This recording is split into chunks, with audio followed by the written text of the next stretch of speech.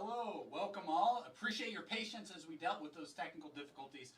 Hopefully you all can hear us. Hot mic, I see hot mic comments coming in. So, excellent. Thanks for joining this roundtable discussion. And before we get started, I want to say thank you to our army of volunteers across the country, from clubs to SIGs to event managers, CDs. We are here for you. We want to make sure you're up to date on all the latest regulations, everything related to remote ID, altitudes. We're here for you to answer your questions live at this discussion. And with me, we have a great team. Right next to me is Lucas Roden. Lucas is here to talk about FRIAs, and he has secured with our team most of our club's FRIA status. And for those who don't have FRIA status, we're working on an exemption process that's coming along nicely. We'll talk about that here in a little bit. Crystal Pearson is with us as well. Crystal helps not only with our LOAs, but Crystal is also here to talk about sanctioned events and how do our contest directors and event managers secure altitudes. How does remote ID impact events? She's here to answer those questions and to give a summary of that. And of course, we have Tyler Dobbs here, who is our Senior Government Director. He'll be talking about legislative potential changes, regulation changes, and remote ID in general. I'm here to talk about operations and just kind of help facilitate the meeting. But with that, I'm going to turn it directly over to Tyler. Tyler, tell us what's going on with remote ID. I will, Chad. Thank you. As most are aware, September 16th of 2023, the remote ID rule actually went into effect. And so that was the time, if you could comply, you needed to. However, the FAA recognized that that date was kind of pie in the sky and it was difficult to comply. We had hundreds of FRIAs still in the queue. We had people who couldn't get their hands on remote ID modules. So the FAA took that information and recognized the backlog and said, you know what, we're going to push that to March 16th of 2024, which was actually last weekend. So as of right now, the FAA views this that you need to comply with remote ID. That being said, we know that there's still a very small handful of people who can't, and the FAA recognizes that while they are enforcing it. So they certainly recognize that not everybody yet is still able to comply, but they urge you to do so as soon as possible. And that kind of is what brings us, at least one part, brings us together today. Is since the beginning of 2024, AMA's had quite a few successes, and we've been able to open up some additional procedures to make things easier. Really four in general.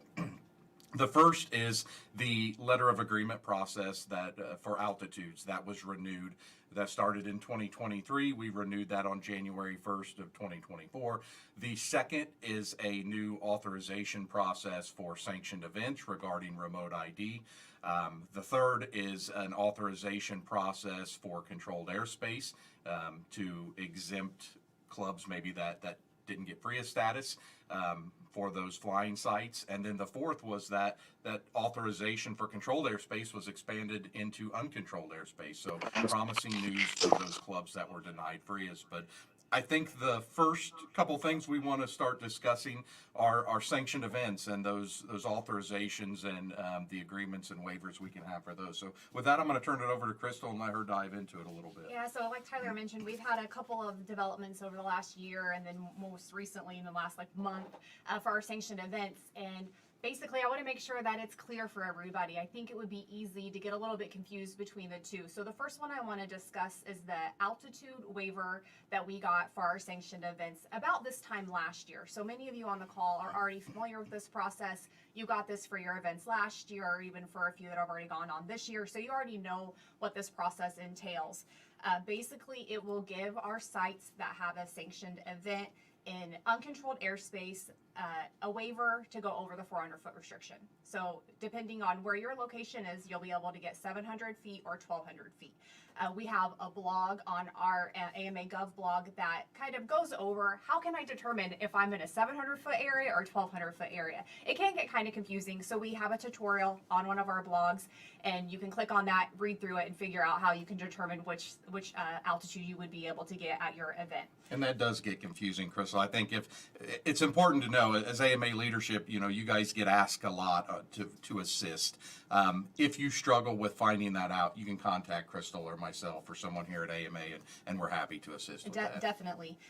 In order to qualify for that, it's really pretty simple of a process. The main requirement is that the CD or the event manager would have to call in a NOTAM for the event. So we recommend doing that within 7 days, because if you go too far out, then they don't give you a NOTAM number in that moment, and it's kind of hard to track that number down after the fact.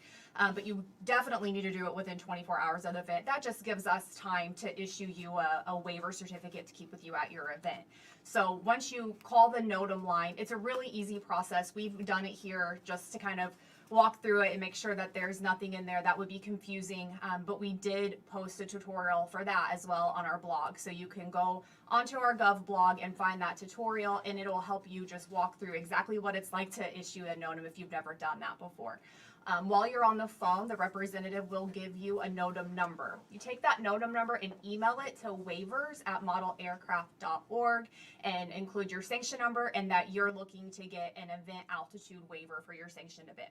Is that NOTAM process, is that lengthy? It is not very lengthy. I would Okay. say it's like maybe 5 to 7 minutes. I think it might even kind of depend on which representative you get. So when you get on the blog, it does have like, here's what happens next, and next, and next. Yours might vary just a little bit depending on who you get on the phone, different areas. They pull it by your phone number. I've actually called in a few of these, and it knows what state you're calling from when you dial the NOTAM extension, and here it says, are you calling about a NOTAM in Indiana? Well, maybe I'm not. Maybe I'm helping one of you guys, contest director, event manager, call this in. And the one I called in last week was in California, actually. So it prompts you to the state that you want, and then they begin with some of the other questions that you had mentioned. Right, So, and then at the end of the call, they gave you a NOTAM number. They did. And that's what you would send to waivers@modelaircraft.org with your sanction number, and that you're looking for an sanctioned event altitude waiver. Then we will send you a waiver to keep with you at your event, just in case you were approached by like a FAA representative or a member of law enforcement and they wanted to see that you would have that in hand. And we mentioned that needs to be done within 7 days of the event. Right. Obviously, you can call it in earlier, but we discourage that. It gets a little difficult if you call it in too early. We found that they don't give the NOTAM number immediately. Then you have to go in and try to find it, and there's a lot of NOTAMs issued, so it's kind of hard to find the NOTAM that you're looking for. Exactly right. That's the issue. You can call in a month in advance, but they're not going to give you that NOTAM number. You're going to have to go to the FAA NOTAM search, and that poses another layer to all of this. So if you can just wait to the week before the event to call the NOTAM in, it's going to make everybody's lives a little easier. Right, and I think that's some of the concern for people wanting to do it earlier is they're worried they're not going to get the NOTAM. But that's not really what the process is. You're not calling for approval of a NOTAM. You're just issuing it. You're letting them know that we need this NOTAM, and then they issue it for you. Yeah, so you're not going to get denied your NOTAM if you call. That's a good point. We are authorized to fly up to 700 or 1,200 feet, as Crystal mentioned, up to, depending on your location. When you do the NOTAM process, you can literally give them any altitude, and they're going to file that NOTAM. That does not give you the authorization to fly to that altitude. If I call in a NOTAM for 5,000 feet, they'll issue that NOTAM for 5,000 feet, but that gives you no authorization. So I think that's a good distinction we need to make. You're authorized to fly up to 700 or 1,200 feet, depending on your location. That's what's going to be in AMA's report, and so that's all that your altitude or your airspace authorization is going to grant you, regardless the altitude that you tell the FAA. So you really need to stick to whatever altitude that you've already been authorized to fly to. Right. And like we mentioned, this is only for uncontrolled airspace sanctioned events. So if you're having an event in controlled airspace, it's a little bit different. We don't have a waiver for that, but we can work on a case-by-case situation if we need to. So reach out to amagov@modelaircraft.org if you're having an event in controlled airspace.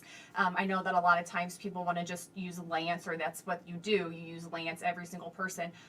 But if you can reach out to me, then I can work with you on trying to get a process in place so that you guys don't have to do Lance during your event individually. Yeah, I mean, it'll get you that altitude that Lance would get you if you're in a 400-foot grid, but it just removes the burden for every single pilot to have to go through that. we ask for some advance notice for that.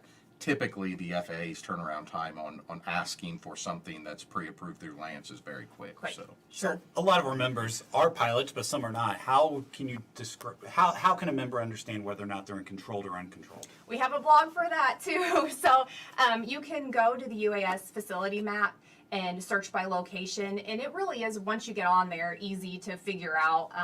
You just have to click on the box where your area is, and when it pops up, it'll show 700 or 1200.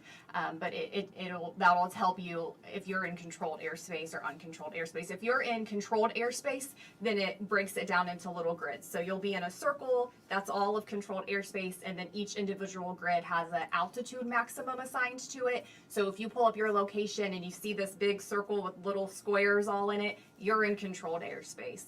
And then if you zoom into your specific location, it'll show you what that grid's altitude is. So anywhere from 0, if you're like right on top of an airport, out to 400 feet. yeah, visit that blog. That's really going to help you. Step-by-step tutorial on how to identify just the altitude that you're authorized to fly up to. Right. And that waiver is just for sanctioned events in uncontrolled airspace. And we've been doing that since last March. The new development is the RID authorization. So the FAA granted AMA with a national authorization that exempts our sanctioned events from having to broadcast remote identification information. So that one's a new one for us, and really great news. I mean, I think it's something that we were excited to get from the FAA, and that's what we want to share with you guys today. I know that it's something that we announced a couple of weeks ago. But now we're getting to the point of really being able to talk about it a little bit more and figure out what the process is going to be. And the process is very similar to the altitude waiver too. So that's where I'm worried that we could get some confusion from membership, and I want to be a resource for you guys if you're not sure which one you qualify for or how you qualify for and what the difference is of what you would need to do. That graphic that was up earlier, I think they can probably throw that up again. It does kind of show the comparison side by side from the altitude waiver to the RID authorization. So RID authorizations can be for events at any location. So where the altitude waiver is only for uncontrolled airspace, the RID authorization is for both controlled and uncontrolled airspace locations. So that was great news. Yeah, and so this really covers all of those locations that aren't a FRIA, right? Exactly. That's exactly what this process is for. So if you're operating at a FRIA, you don't need to worry about having an authorization because being a FRIA is your authorization. But if you're going to have an event at a site that hasn't been approved as a FRIA or has an exemption, which I think Lucas is going to talk about here in a little bit, or if you're just having it off-site, say you guys, your site is a FRIA, but you're having an event at a different location, a school or something like that, this would be a really great opportunity for those one-off events that aren't a fixed site FRIA. Should we, I know we use the term FRIA a lot. Do you mind briefly explaining what is FRIA? Sure. So FRIA is a FAA recognized identification area, and those are fixed sites that have been approved by the FAA to fly without broadcasting remote ID information. You have to be an educational institute or CBO like AMA is in order to apply for that status. So AMA has been working, Lucas especially has been working on this for well over a year now to get all of our sites approved as FRIAs. And we're doing really well on that. Yeah. We have a lot of sites approved, but we recognize that not everybody is flying at a site. Not every event's going to happen at one of our club sites. So this is a really big relief for us to be able to get this opportunity to have those events and not have to broadcast remote ID information. Yeah, we knew there was going to be a process in place early on. I mean, when the rule was published, it had mentioned that there was going to be one-off scenarios where the FAA didn't want to grant a temporary FRIA location, but they knew that there would be a need to deviate from the rule. And so that process had already started. I mean, Crystal and I had already submitted a number of event requests to get a remote ID exemption over the last few months. At the same time, AMA had already requested a process to the FAA. We said, look, the very definition of a community-based organization is to manage our community and to make sure that we can continue to fly at safe locations around the country. And so we asked to have that management capability when it comes to remote ID deviation or exemption, whatever you want to call it. So this authorization does just that. If AMA sponsors the event, as per the FAA's request, then we get that exemption. Before that, it was, hey, let us know if you're having an event 90 days in advance. We'll submit it. And with some day within the next 90 days, we will get an approval or a denial from the FAA. Obviously, that's a major concern if on day 85 you get a denial and you got people coming in from all over the country to fly at your event. Right. So that was kind of the biggest selling point, I think, is there's going to be a lot of, citizen resources used. We're going to have people who have tickets to fly to wherever, California from Indiana and so forth, and at the very last minute going to have to try to get their hands on Right, a yeah. module. Now, we So- don't need to worry about that, because we have this authorization. And the process to receive the authorization is very similar to the process to get the altitude waiver. You have to file a NOTAM within that, 7-day window, at least 24 hours, get a NOTAM number, and then email waivers@modelaircraft.org and put your sanction number in there, as well as the NOTAM number that you receive. Also put in there that you're looking for the RID authorization. It'll just help us know which certificate to send out. Now, it is possible that your event will receive both.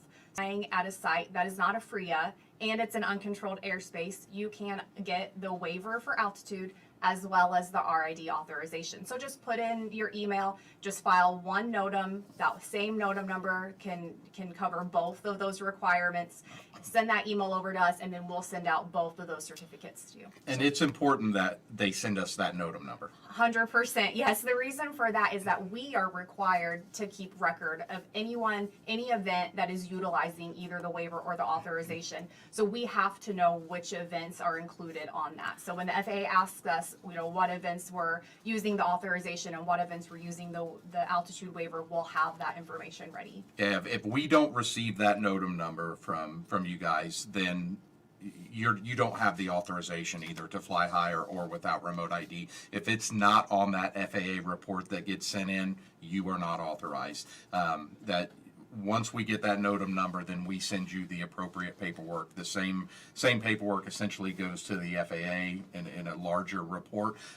So there has to be some checks and balances there to make sure that everything's running smoothly. So there's a question, which I think the community has answered Jim's question, but maybe let me take a different spin on it. If a CD is hosting an event at a FRIA, Right. a club that already has a FRIA, does that CD need to go through the remote No. ID authorization process? They do not. There's nothing that you need to do for remote ID. If you're at a FRIA, you have already received authorization to fly at that site without broadcasting remote ID. So this doesn't apply really for FRIA sites. The altitude The waiver altitude, one right. does. So if you're flying at a site, a FRIA site, in uncontrolled airspace, and you want to go over 400 feet, then you would apply, or not, it's not really apply, but you would want to get the altitude waiver form. Yeah, and the intent is take that 5-minute call, we'll do all the rest. Exactly. We'll do all the work, we'll get the certificate, spend 5 minutes, make that NOTAM call. And another question that we've had come up is, well, what if I host multiple events? Do I have to file a NOTAM? Yes, you do. So say you have an event in June, and then you have another one in July, and then another one in August. And a separate NOTAM has to be filed for each one of those. We have to get the email from you with the NOTAM number for each of those, and Yeah. we'll send you a new certificate for each of those. Yeah, the certificates are going to look very similar when you get them for each event. But again, it's really that record keeping here at AMA headquarters that makes the distinction. Without that specific event being in our records, it is not authorized at the end of the day. So we just want to make clear, this is a much easier and simpler process than what we originally started out on. And we don't want to have to go back to that original process. So we want to, cross every T and dot every I.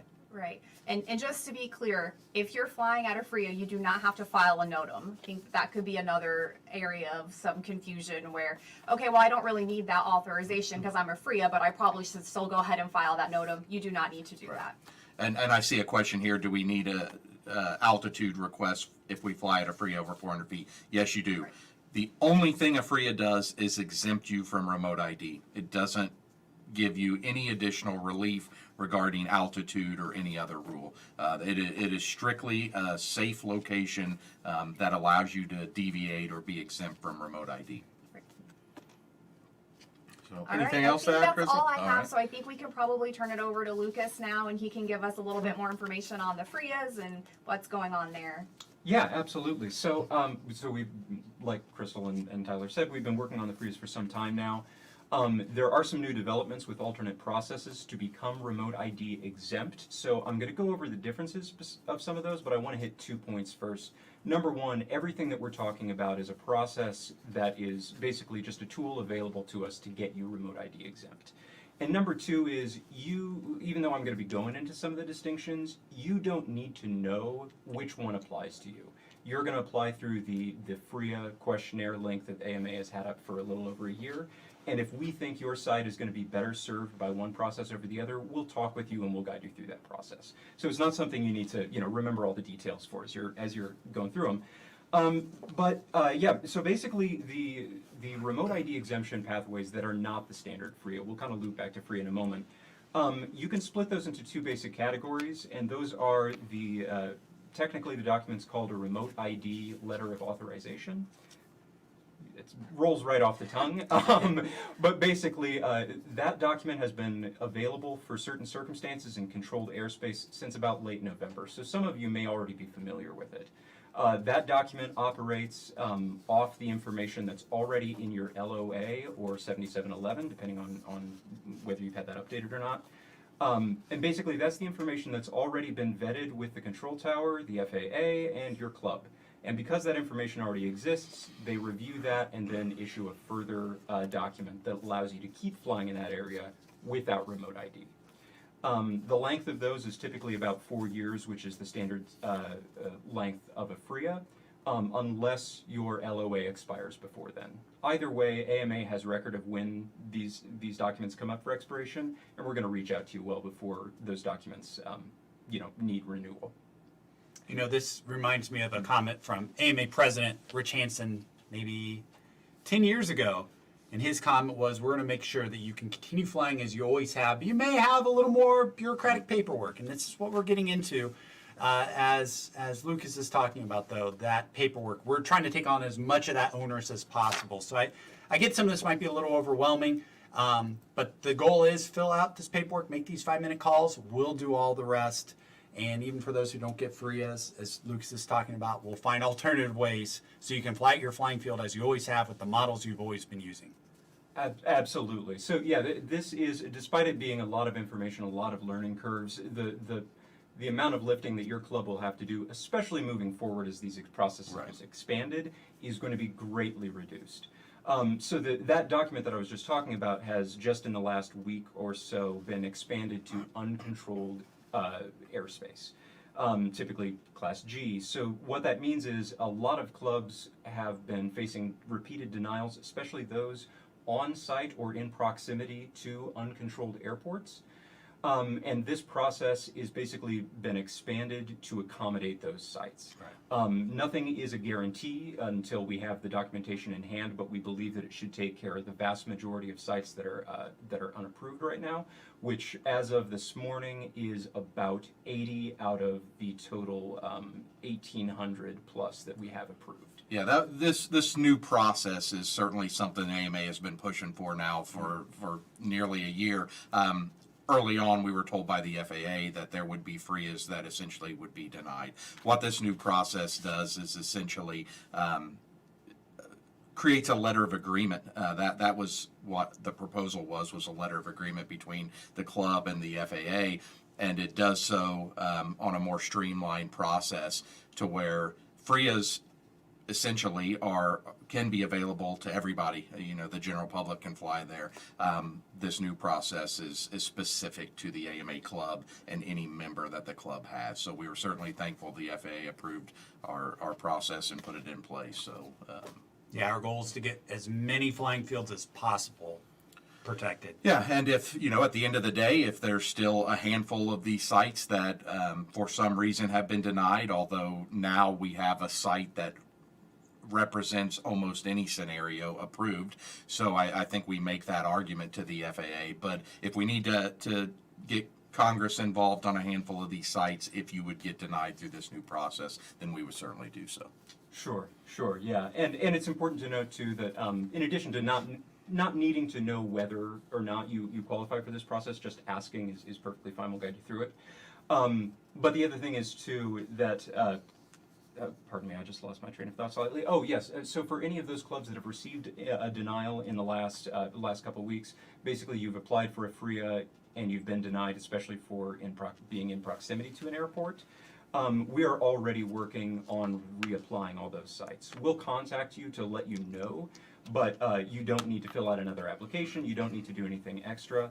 9 times out of 10 with the clubs that I'm working with, the information that you've already provided during your FRIA process is more than enough to turn these around and reroute it through these new letters. Yeah, your team's been doing great with that. And there's a question about enforcement. Do we want to tackle that? Sure. Enforcement is going to be much like anything else. I mean, we've had registration, we've had altitude, we've had the requirement to follow CBO rules. AMA views us, the structure that we have in place, we kind of self-manage ourselves and enforce rules, internally. AMA safety programming has proven to be a safe alternative to Part 107 and some of the other requirements. And if you're not following the rules, certainly at a club, you have a safety officer and other officers that can take action if need be and even escalate that up to AMA headquarters if not. Do I expect the FAA to start sending people out to your flying site to check if you have remote ID? No, I do not. Have they been to your flying site to check registration or any other rules? Most of you are going to say no, they haven't. I do know that the FAA has come to some large events, especially if they're on airports. I've been to AirVenture and seen the FAA, check for registration numbers and so forth, but that is not the norm. What typically, when you see enforcement, it's because one, either somebody's doing something they shouldn't be doing at a location they shouldn't be doing it, or two, a neighbor is upset by noise or something like that, and they start Googling what the rules are, and they check, they download a phone app and see if you have remote ID and you don't, and so they contact everybody and their brother to see if they'll do anything about it, and end up with the local FSDO or FAA agent, and maybe they send you a letter or contact you. That is not the norm. What the FAA usually does is if somebody does something they shouldn't, nefarious or otherwise, they would then tack on that citation because, hey, you did this, you crashed into a car on the interstate or something along those lines, and oh, you weren't registered, you didn't have remote ID, here's additional citations for that. Again, all of those are extremely out of the norm, and I see that the FAA doesn't have much resources to enforce on the comments, and that's true. They really don't. They, just like with all of airspace, they look to the person who is piloting the aircraft, whether that be model or full scale, to follow the rules and operate safely on themselves. And that's something I expect to continue into the future. So, Crystal, let me throw a question your way. There's a couple, so I'll pick Jim's question here. That essentially the same. Will there be any document from the altitude waiver that we basically need to post during our event? And then there's a follow-up question, basically the same thing. Should the club keep this paperwork on hand, and do they need to post it? Sure. So we will email the contest director or the event manager a waiver certificate, and that will show the altitude on the letter. So it'll either say up to 700 feet or up to 1,200 feet. You certainly can post that at your event if you just want to be able to make people aware. If there's a place that you have a board, a message board, you can tack it up there. You absolutely can. It is not required. The point of that letter is to have on hand of someone who's there, the event manager or the contest director or maybe the club president or somebody who might be on site at all times. You can even pass it off if you're not going to be there every day or however. But just in case law enforcement was to show up, like Tyler said, it got into some kind of crosshairs, someone complained or something about there's some kind of event going on, I don't know if they're allowed to be there, can you go to check it out? And you would have that document, and it has the FAA on there, so it would show them that you are allowed to be operating up to those altitudes. So here's a question maybe for the group. Alan's asking, there's a club near us that is not a FRIA. How should they handle that? Does that compromise safety? How should clubs react to that? Let's see. I don't think that that would endanger another club. You're doing what you're supposed to be doing, and you know they could have broadcast modules on all of their aircraft. I mean, so. and I guess I would want to know, are they not a club because they got denied and maybe now they're going through this process with Lucas and trying to get an exemption? Or are they a club that just says, we're not dealing with this, we're not going to request a FRIA, and we're not going to, equip our aircraft with remote ID? I think that's the distinction that we would need to know. At the end of the day, if you're not following the rules, the pilot in command is the responsible party. He or she is the one that is going to face whatever consequences that local law enforcement or the FAA or both impose. Yeah, I think that's the important part. It's ultimately the pilot in command. And as Tyler mentioned, there are some clubs that have just said, you know what, we're just going to buy remote ID modules. We don't want to mess with FRIAs, and that's fine. That's up to the club. Go ahead, Tyler. I was just going to say, I see a question here. Can you get a waiver for a non-sanctioned FRIA event, sailplane contest, for example? You cannot. As of right now, the FAA only permits the altitude waiver and the remote ID authorization exemption for events that are sanctioned through AMA. So we're monitoring chat, and we will answer as many questions as we can. I'm currently not seeing any other questions. I'm seeing a lot of good commentary in here. Oh yeah, I see Alan said that was not an AMA club and they were denied FRIA by another organization. I mean, in that case, I would urge them to charter an AMA club and we'd be happy to get them either a FRIA or an exemption, whatever would work best. But again, all we can do is encourage everybody to follow the rules, especially non-AMA members. We're not the police ourselves, but we do our best to encourage everybody to comply. Well, let me turn it to the table again as more questions start coming in. Any other updates we should share with the leadership group?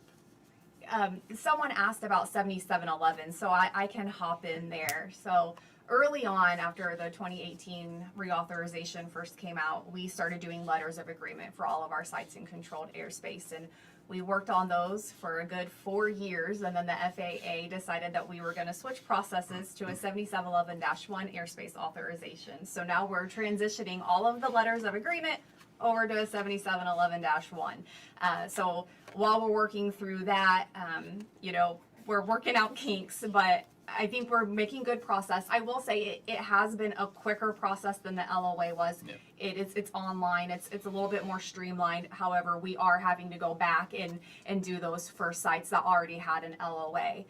So that the 7711 gives sites in controlled airspace authorization to fly. That is the significance of a 7711. Yeah, and that document's used for full scale also. There's a number of air shows around the country that take place, and those are typically authorized through a 7711. And the good thing about us using them now is that, say you host an event, or maybe you're going to do a 1 hour flying demo at an air show, they can just add the AMA club to the already issued 7711 through the air boss or the airport manager, whoever is in control of that authorization. It makes it quick and easy, so that transition was certainly good.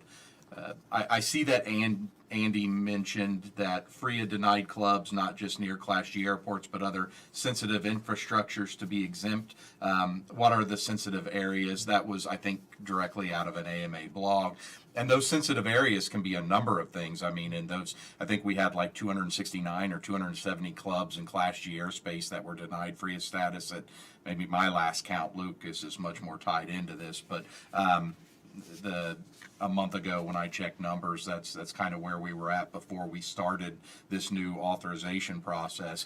And those sensitive locations, one of them was there was a busy boat ramp that people were in and out of all day, and the FAA was afraid that, if C2 link was lost, maybe an aircraft could go too close to that boat ramp. It could be a local park where there's playgrounds nearby. It could be a busy interstate next to the flying site. It could be a number of locations where the FAA felt that they wanted folks that had a better grasp on operating UAS at those locations and some sort of infrastructure in place, just like AMA clubs, to have additional oversight than just me being able to go pick up my aircraft and go to a park and start flying without remote ID, and there not being any sort of management structure in place. So that's what this exemption does. That's why we were able to have those granted for the denied FRIAs, because there is some higher level of management within the AMA community, enough so that the FAA has agreed to go through this process. And what they rely on is that AMA has went through a number of what the FAA calls safety risk management panels, both at a national level and at a local level. We're dozens in.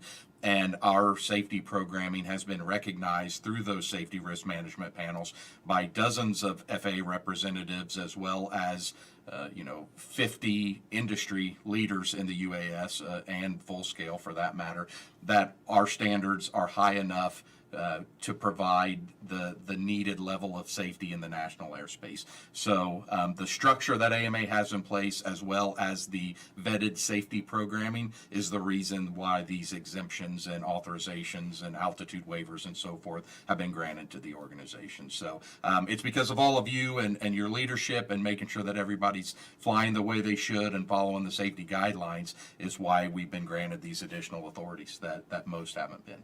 Right, and I saw Alt Bob ask if we could summarize the process. That is on our website. So if you go to modelaircraft.org/gov, we have several blogs about this. We have one for each individual, and then we have one that has FAQs for each of the steps. There's one that shows exactly how to file the NOTAM step by step. So utilize that link, and we have tried to create as much information for you on that blog. You can always also reach out to a member of our team. We're always happy to help walk you through. And there really isn't a lot of, we're talking so much, so it sounds like so much. But really, if you just read that, you'll see that the only thing you have to do is call that number, answer a few questions on the phone, get a number, and then send an email.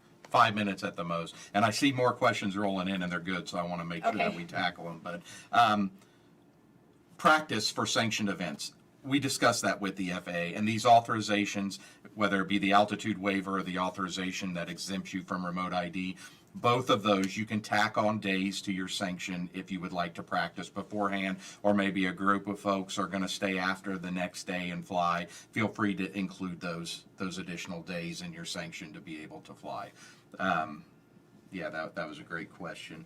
What method will the FAA be monitoring FRIAs and FRIA sites? And then there was another one that basically said, what proof do we have to show local law enforcement? And I think those are kind of hand in hand here. And essentially the FAA, and Crystal mentioned it earlier, there's an FAA data exchange map or UAS facility map, whichever you would prefer to use. You can just go to Google FAA UAS facility map. It's going to bring up the airspace map of the country, and FRIAs are a layer of that map. So every FRIA in the country is going to be included in that map. What won't be included in the map is the exemptions, or the exemptions that Lucas mentioned earlier. That's one of the distinctions between a FRIA and an exemption, or an authorization exemption from remote ID is the FRIA is made public, the other one is not. Now it is public information, it's a federal document, you could request it, but the club will have a document, an email at that point that will show that they're authorized to fly. One, if if law enforcement showed up, you could pull up a map and you could see that. The other one, you may have to get into your email on your phone and show them the documentation. But either option, you're going to have some sort of proof to show, whether it be law enforcement or local FAA, that you're a FRIA. I don't think that's going to be something that you're going to get asked probably ever, but if you do, you will have something to show. And if I could just add one thing to that, Please. Tyler. Frank, I see you asked the question about under normal circumstances, and so absolutely the FRIA UAS map is a great resource. If you've been approved within the last 2 to 4 weeks, though, you may not appear on that site yet. So if someone asks you during that period, that's highly unlikely. The approval email that each club gets has what's called a CVO code on it. It usually starts with the year that it was approved, followed by CBO, and then a string of numbers. And that's what they would use to look up your status. That will also be available on the UAS map outline if you click on it. But again, if you haven't been added to that yet, you're still approved as of the day you receive the email, not the day that you appear on the map. So I appreciate all these questions. There's a question from Darren in District 1. If we are flying at an airport or an air show, is the 7711 required, or is the NOTAM process sufficient, or do they need to do both? Crystal. So if you are in controlled airspace, you would want to reach out to me, like I mentioned earlier, because the altitude waiver situation is just for uncontrolled airspace sites. So if you're in controlled airspace, it's a little more unique. Reach out to me and I can help you through that process. It is a really good idea to get that 7711 issued for your event, for that site, just because then you don't have to utilize Lance. I mean, that is something that you can do if that's what you've been doing. But the 7711 does make it easier for the day or for the weekend. You know, you would be covered in that. So you would want to have an airspace authorization. Filing a NOTAM doesn't really give you airspace authorization. I mean, it doesn't give you airspace authorization. It just lets people know that you're in the area, but you're not necessarily authorized to be there. So the 7711 would be your authorization, like the Lance is. But it's just an easier way to get that accomplished for a group for a weekend instead of utilizing Lance every single time. Yeah, much easier. So I'm going to ask Philip's question. Do I understand correct that our FRIA club in uncontrolled airspace has a 400-foot height limit and a general waiver cannot be had to increase it? So if they want to go above 400 feet, how does that club do that? They can at a sanctioned event. Right. Day-to-day operations is still something that we're working towards. Yeah, and that is, as you know, we've done a few other videos here recently discussing FAA reauthorization. That's something that the House and the Senate are very close to finalizing, we hope. And in both the House and the Senate version, there are processes in place. One doesn't even require a process. The Senate version would allow everybody to fly up to controlled airspace threshold regardless of your location. It could be your backyard, local park, flying site, wherever, 700 or 1,200 feet. The House version, you have to request that through the FAA, but both versions put a process in place that would allow you to fly higher than 400 feet for day-to-day operations without the need to sanction an event. Until that legislation gets passed, we're kind of stuck with the sanctioned event option. And Philip, I'd encourage you to get with District Vice President Eric Williams. He could talk more about that with you as well. And Darren, 7711s aren't available on the AMA site. We have to apply for those through our CBO drone zone. Right. Yeah, so Crystal manages the drone zone for AMA headquarters here, and that is the official portal that we have to go through. So, Darren, if you have an event coming up, you can just send that information.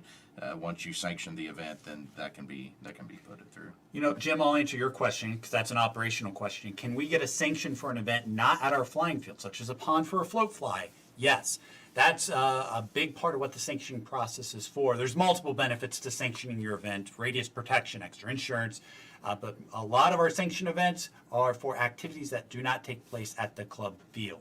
So by all means, yes, we have a sanctioning process where we can get that approved for you, and then you can go through the 5-minute NOTAM process, and then we'll get you either your remote ID, FRIA status, or we will get you the altitude you need. Yeah, and I think it was said earlier that, you know, there's a lot of information coming out through this process. I think the important thing to remember is outside of the normal sanctioning process, you're only adding 5 minutes to your workload to exempt your event from both remote ID and to get an altitude waiver. There's just not a whole lot of work here. Calling in that NOTAM, getting the NOTAM number, and emailing it to AMA is really all that's required. So I don't want people to walk away from this roundtable thinking that they're going to be strapped with a whole bunch more work. You're not. It is so easy. It literally takes 5 minutes or less. You know, Crystal, I don't know if I know the answer to this. Nicholas asks a good question. We're at an air show event that will have an FAA waiver and has an airport closure NOTAM already in place. Do they need to get an additional NOTAM? I think I know the answer now. For my already sanctioned event. No, if there's already a NOTAM in place, if you can get the NOTAM number, that would be what we would need. So you wouldn't have to issue another one on top of the one that already exists. Yep, just provide us with that number. Good question, though. Once, Paul asks, once all newly manufactured drones and airplanes are the norm, will restrictions be loosened? I think what Paul's asking is the intent of remote ID, I think this is what I'm reading, may have remote ID baked into it.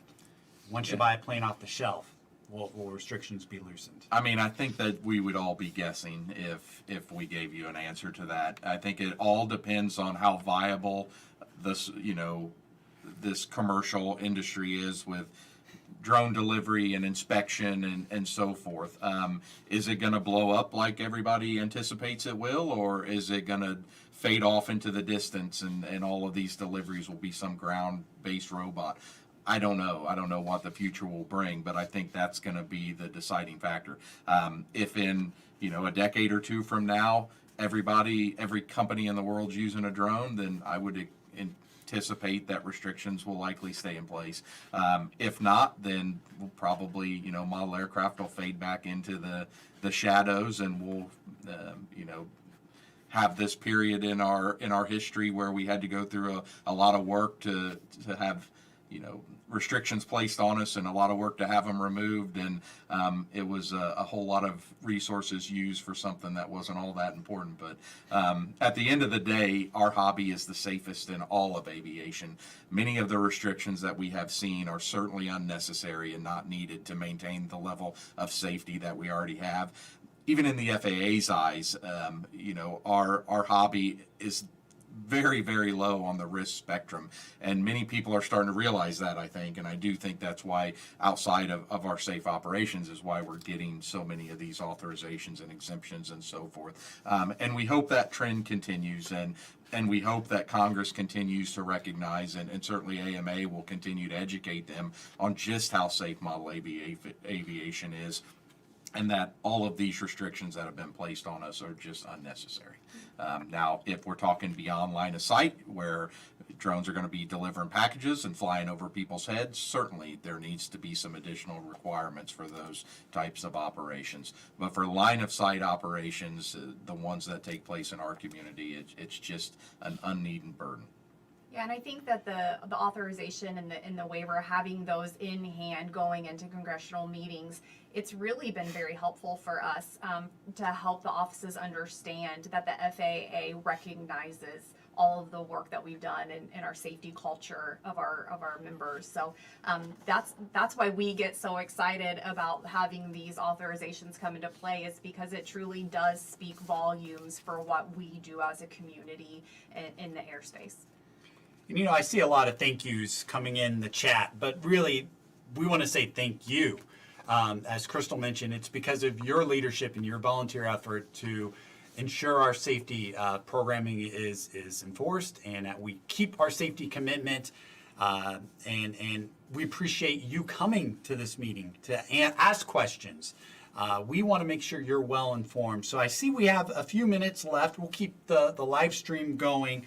As last minute questions come in, I'm going to let you all know that I'm looking to our production team if we can add some links to the comments, or not to the comments, but to the description of the YouTube link. Links to, I see Andy Argenio and his committee has done a great job identifying remote ID modules. Links to the blog, links to the Gov site, blogs on how to do the NOTAM, how to read or how to access the facility map. We'll provide some shortcut links in the comments or in the YouTube description. But as Crystal mentioned, go to modelaircraft.org/gov and we'll have everything there as well. Yeah, I think those blogs are an unutilized resource that can be taken advantage of, usually within a day or two of something major here, we getting an authorization process or a letter of agreement process or whatever it may be. Those are up on the blogs and all the details are there and how to move forward. So please take a look at those. If you need additional clarification outside of the blog, reach out to one of us here and we're happy to assist. So maybe with the last few minutes, maybe just give each of you a minute or two to any last minute statements. And Lucas, why don't we start with you in terms of FRIAs and the exemption process for those remaining clubs that don't have a FRIA? Absolutely. So if you don't have a FRIA, or specifically if you've been denied for a FRIA already, we're already in process in getting those turned around.